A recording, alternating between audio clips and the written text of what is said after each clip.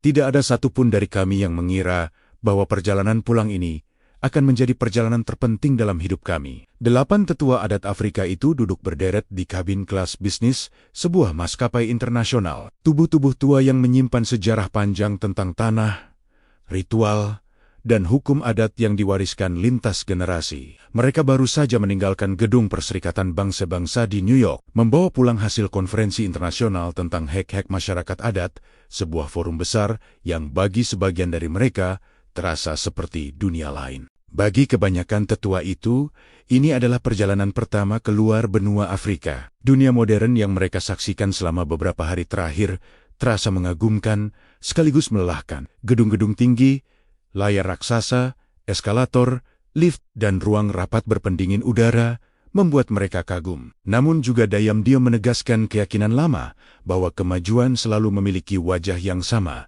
Barat, Eropa, Amerika. Aku, Arman Wiratama, duduk di seberang lorong sebagai diplomat Indonesia yang ditugaskan mendampingi mereka selama konferensi. Tugasku sederhana, memastikan komunikasi berjalan lancar, kebutuhan mereka terpenuhi, dan setelah ini, mengantar mereka pulang dengan selamat ke tanah kelahiran masing-masing. Tidak ada agenda tambahan, tidak ada rencana singgah. Setidaknya itulah yang tertulis di dokumen resmi. Di antara para tetua itu, Tetua Malenga menarik perhatianku sejak hari pertama. Usianya telah melewati 80. Punggungnya sedikit membungkuk. Tangannya selalu menggenggam tongkat kayu tua yang tampak lebih seperti simbol daripada alat bantu berjalan. Matanya tenang, seolah telah melihat cukup banyak dunia untuk tidak mudah terkejut. Di sampingnya duduk Tetua Nkomba. Lebih muda, sorot matanya tajam, pikirannya kritis. Ia dikenal sebagai pemimpin adat yang sering mempertanyakan narasi lama tentang kemajuan Barat yang dianggap sebagai satu-satunya standar peradaban. Tak jauh dari mereka, Tetua Zuberi memejamkan mata sambil melafalkan doa-doa pelan. Bagi dirinya, perjalanan ini bukan hanya soal diplomasi, tetapi juga ujian iman tentang bagaimana manusia memposisikan diri di hadapan teknologi dan kekuasaan. Pesawat melaju stabil di ketinggian. Cahaya kabin diredupkan. Di balik jendela, samudra gelap terbentang tanpa batas. Tidak ada yang berbicara banyak, namun di dalam keheningan itu, aku bisa merasakan keyakinan yang sama berdenyut di antara mereka, bahwa mereka telah melihat puncak peradaban dunia, dan tidak ada lagi yang dapat menyainginya. Kami semua salah, dan langit malam yang tampak begitu tenang saat itu, sedang bersiap membawa kami menuju sebuah pelajaran yang tidak pernah mereka cari, namun sangat mereka butuhkan. Perubahan itu datang tanpa aba-aba. Lampu kabin yang semula redup menyala perlahan, diikuti suara lembut namun tegang dari pengeras suara pesawat. Nada sang kapten singkat, terukur, dan tanpa basa-basi. Ada ancaman keamanan yang belum bisa dijelaskan secara rinci. Demi keselamatan seluruh penumpang, pesawat harus melakukan pendaratan darurat di bandara terdekat yang memenuhi standar penerbangan internasional. Beberapa detik hening menggantung sebelum nama tujuan disebutkan. Jakarta, Indonesia. Aku merasakan tubuh para tetua itu menegang hampir bersamaan. Beberapa kepala terangkat. Sebagian saling berpandangan. Sisanya tetap menatap lurus ke depan, seolah ingin memastikan mereka tidak salah dengar. Tidak ada sorak lega, tidak ada desahan panjang seperti yang biasanya menyertai kabar pendaratan darurat. Yang muncul justru keheningan yang lebih berat dari sebelumnya. Indonesia itu di mana? Bisik salah seorang tetua dengan suara nyaris tak terdengar. Asia, jawab seorang pramugari dengan bahasa Inggris yang jelas dan profesional. Kata itu, Asia, tidak membawa rasa aman. Dalam ingatan kolektif para tetua, kemajuan selalu memiliki satu wajah yang sama. Barat, negara-negara di luar itu sering digambarkan sebagai wilayah yang tertinggal, kacau, atau belum siap menghadapi keadaan darurat. Tetua Zuberi membuka mata dan menatap ke arahku. Sorot matanya tidak menunjukkan kepanikan, melainkan kegelisahan yang tertahan. Apakah ini negara yang aman? Tanyanya lirih. Seolah khawatir pertanyaan itu sendiri sudah melanggar kesopanan. Aku mengangguk, berusaha menyalurkan keyakinan yang terdengar kokoh. Ya Pak, aman. Namun di dalam dada, ada getaran kecil yang tidak bisa sepenuhnya kusembunyikan. Aku mengenal negeriku.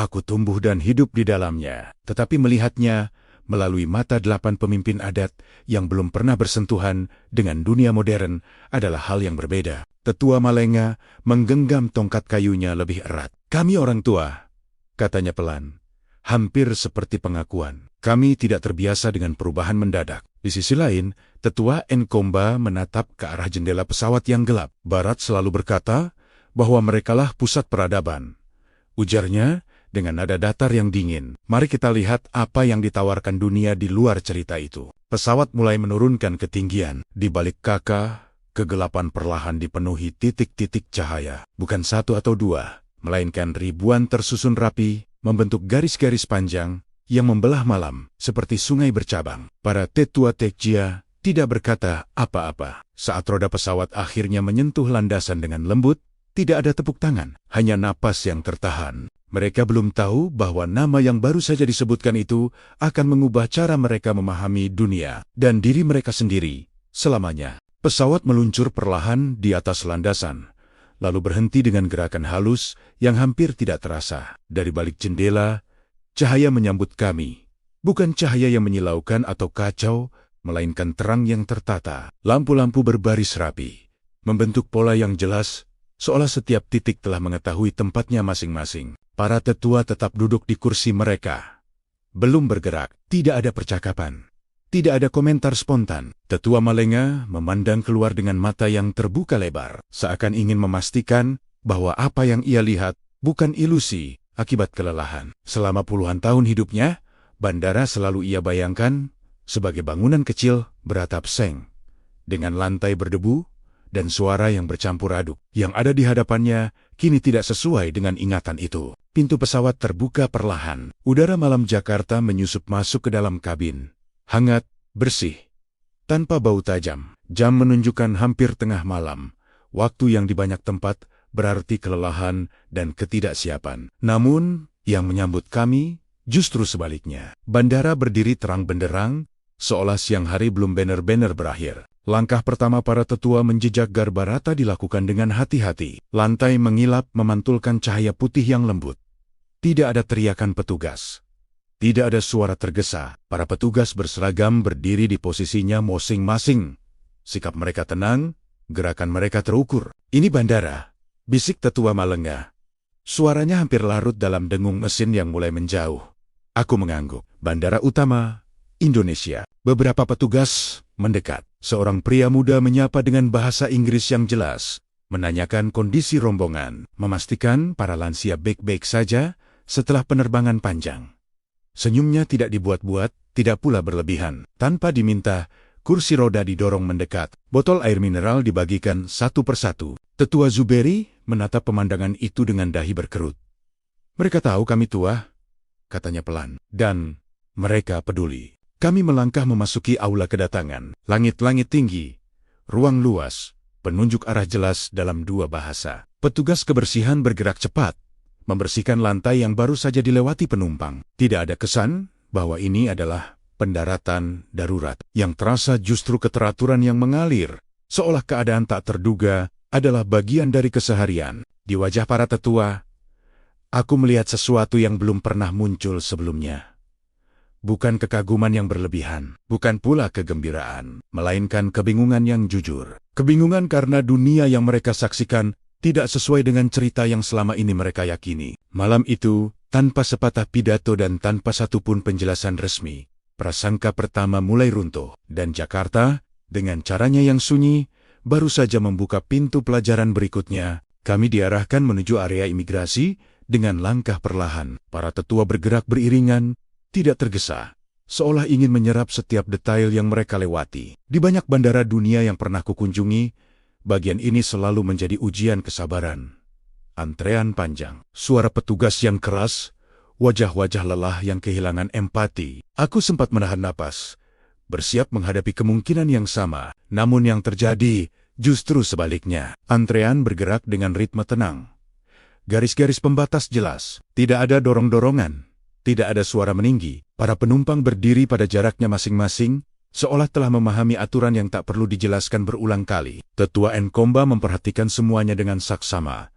Matanya mengikuti setiap gerakan kecil di sekelilingnya. Seorang staf khusus berdiri di samping kami, menjelaskan proses imigrasi dengan bahasa Inggris yang pelan dan sabar. Ia tidak berbicara seperti memberi instruksi, melainkan seperti menemani. Ketika formulir dibagikan, ia membantu membacakan bagian-bagian yang sulit dilihat oleh mata-mata tua. Tidak ada desahan kesal. Tidak ada gestur terburu-buru. Saat giliran tetua melengah, jari-jarinya sedikit gemetar ketika diminta menempelkan sidik jari. Mesin tidak langsung merespons.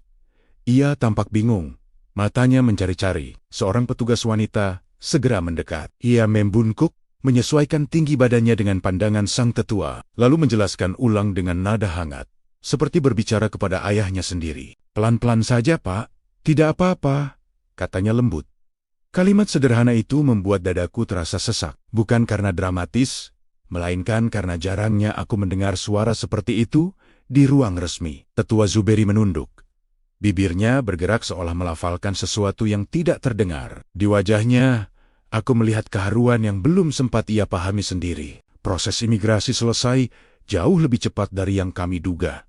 Tidak ada drama, tidak ada ketegangan. Di luar area pemeriksaan, petugas lain telah menunggu, menawarkan bantuan akomodasi darurat dan menjelaskan opsi transportasi yang tersedia. Mereka bahkan menanyakan pantangan makanan, kebiasaan ibadah, dan kondisi kesehatan para tetua. "Ini bukan sekadar sistem," bisik Tetua Zuberi kepadaku. "Ini hati." Aku menoleh ke arah para tetua lain. Wajah-wajah mereka masih tenang, namun sorot matanya berubah.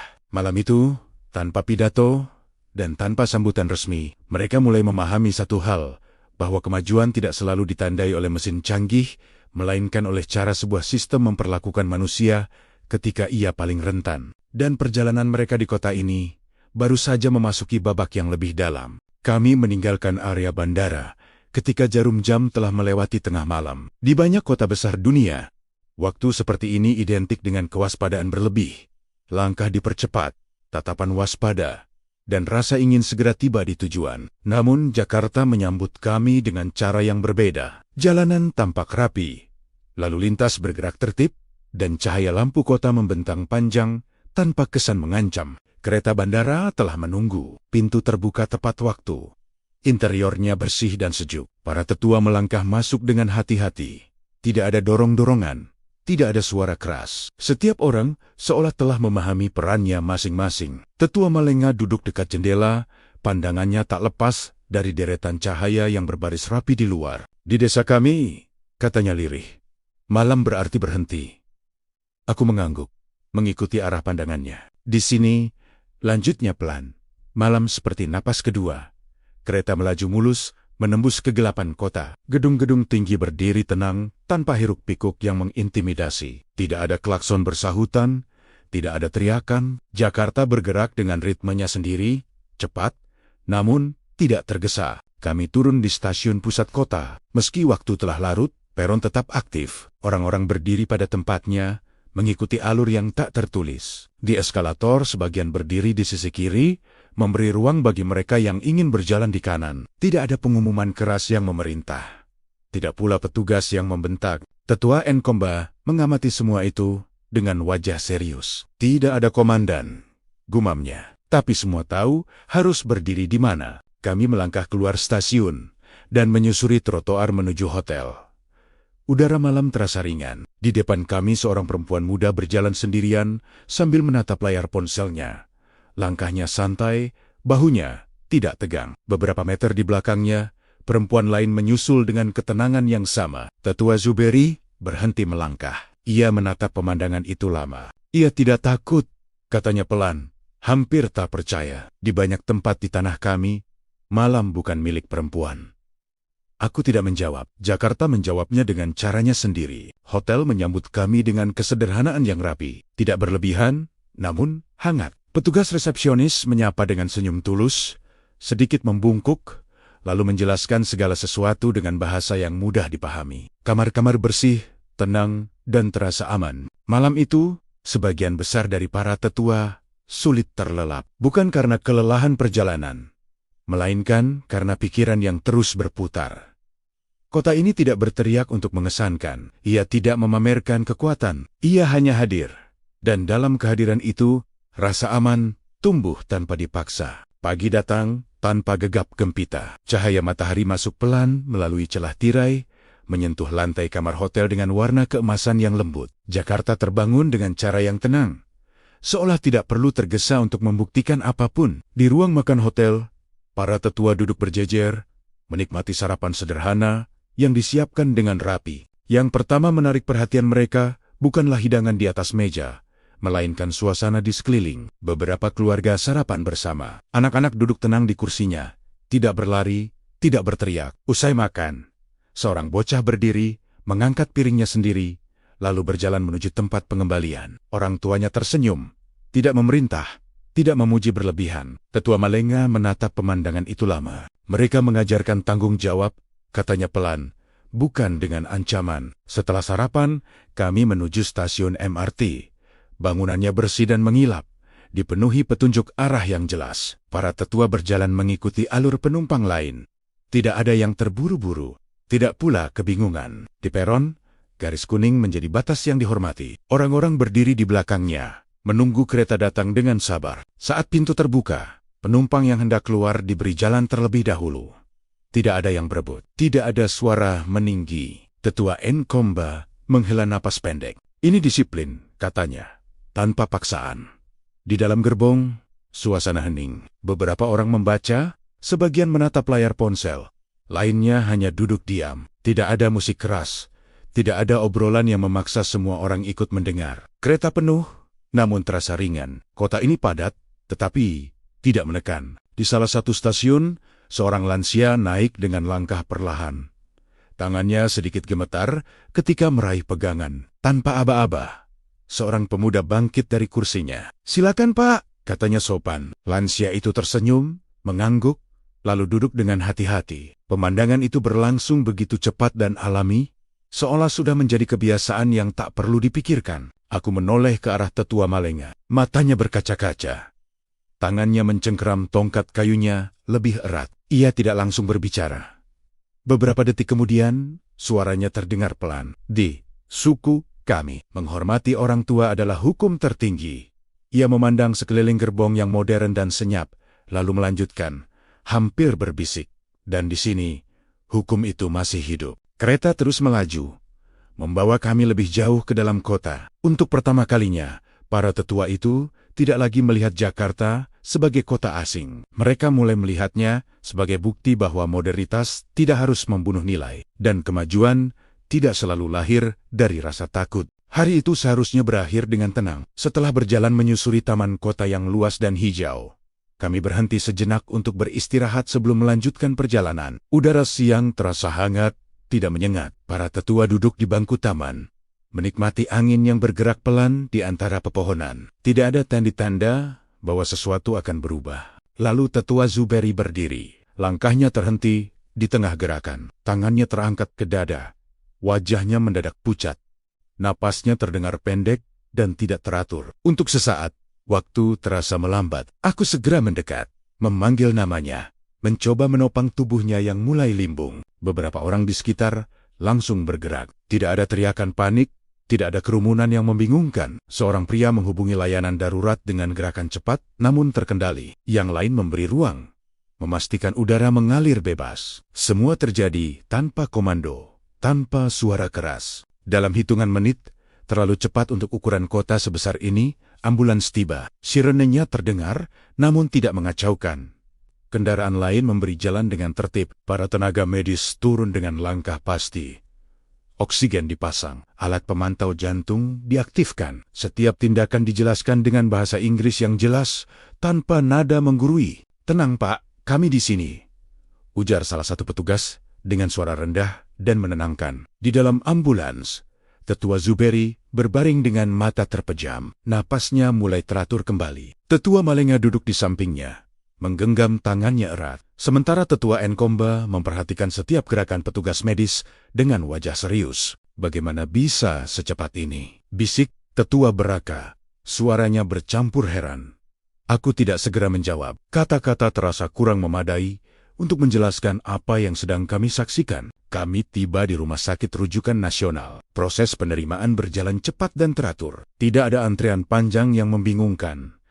Sistem triasi bekerja tanpa suara. Seorang dokter datang menjelaskan kondisi tetua Zuberi dengan detail dan kesabaran, memastikan kami memahami setiap langkah yang akan diambil. Pemeriksaan selesai, tidak lama kemudian, diagnosis jelas, kelelahan ekstrem, dan gangguan irama jantung ringan bisa ditangani, bisa dipulihkan. Namun yang membuat para tetua terdiam bukanlah kecepatan penanganan atau kelengkapan alat. Yang mengguncang batin mereka justru kesederhanaan suasana itu, bahwa di saat tubuh paling rapuh, seseorang tidak diperlakukan sebagai beban, melainkan sebagai manusia yang harus ditolong. Dan hari itu, di ruang rumah sakit yang sunyi dan bersih, sebuah pertanyaan lama tentang makna peradaban mulai menemukan jawabannya. Sore itu, cahaya matahari masuk melalui jendela besar ruang perawatan, jatuh lembut di lantai yang bersih dan mengilap. Tetua Zuberi telah duduk kembali di ranjangnya.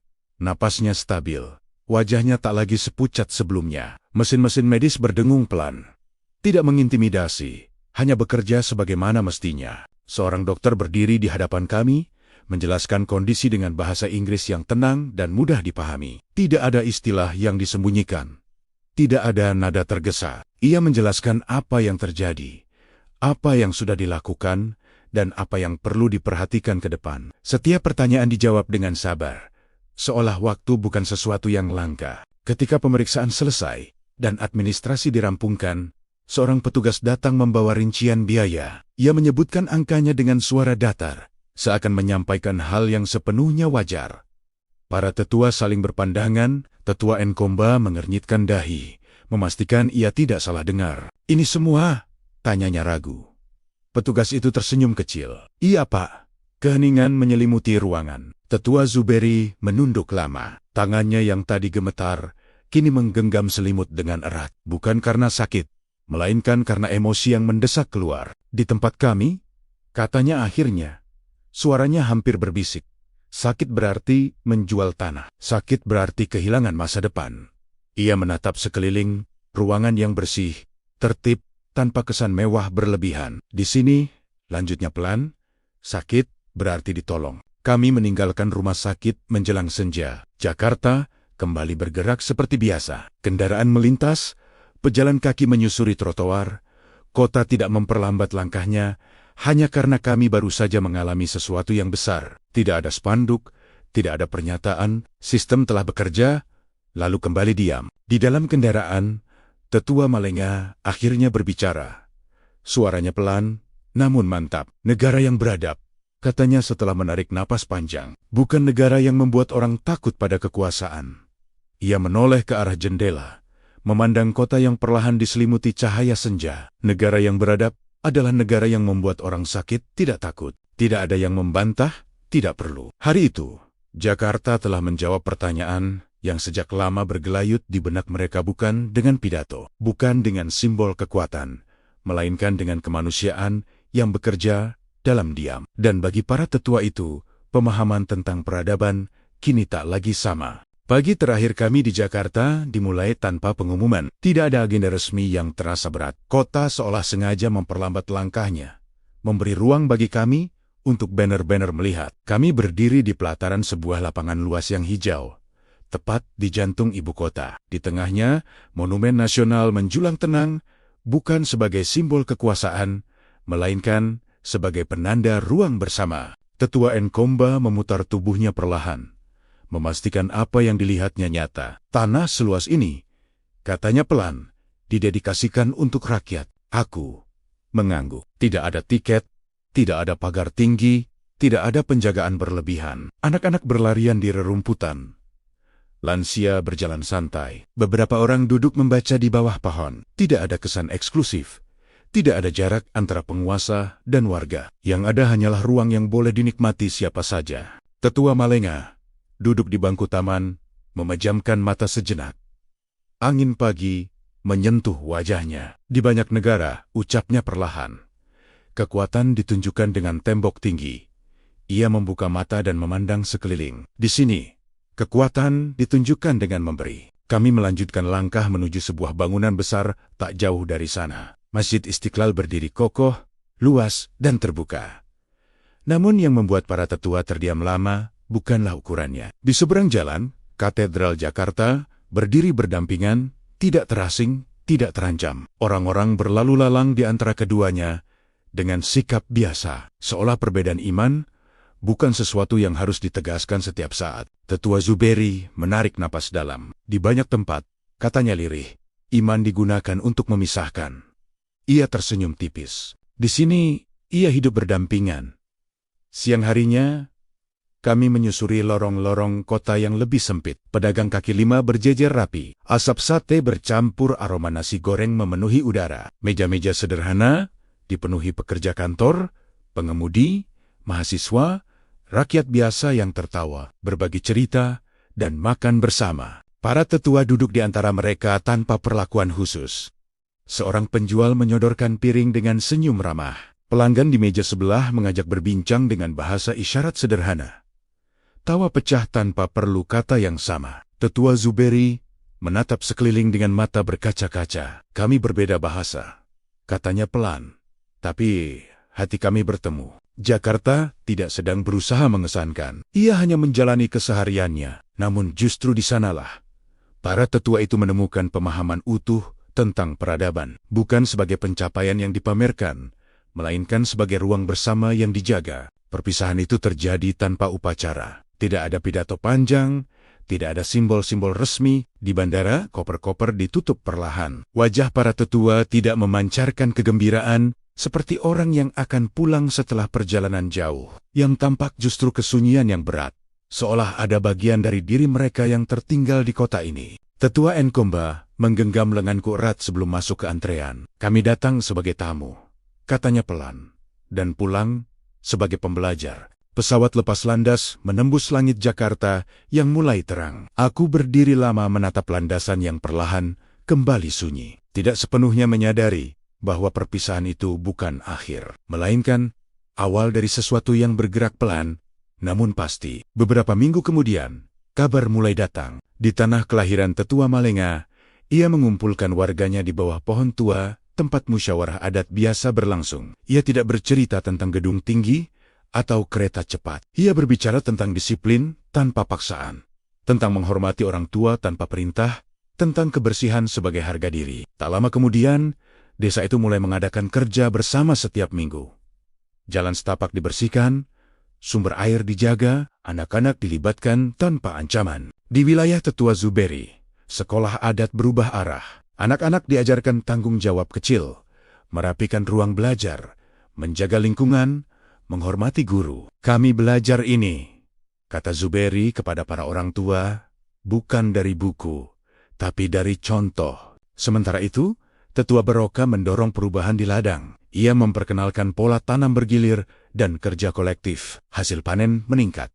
Ketergantungan berkurang. Harapan tumbuh, tidak sebagai wacana, tetapi sebagai hasil kerja bersama. Beberapa bulan kemudian, keputusan besar diambil. Sekelompok pemuda dikirim ke Indonesia. Bukan untuk wisata, bukan untuk meniru Barat. Mereka datang untuk belajar tentang pertanian, pendidikan, karakter, dan kehidupan komunal. Saat kembali, mereka membawa lebih dari ilmu. Mereka membawa cara pandang baru. Suatu malam, aku menerima pesan terakhir dari Tetua Malenga. Hari itu, tulisnya, mengubah arah desa kami. Kami belajar bahwa peradaban bukan tentang siapa yang paling tinggi, tetapi siapa yang paling peduli. Aku menutup layar dan tersenyum kecil. Indonesia tidak pernah berniat mengajar siapapun. Ia hanya menjadi dirinya sendiri. Dan dari sanalah, aku belajar satu hal yang tak pernah diajarkan di ruang diplomasi manapun, bahwa membangun kota memang penting, tetapi membangun manusia jauh lebih menentukan. Dan perjalanan itu, yang dimulai dari sebuah pendaratan darurat, telah menemukan tujuannya.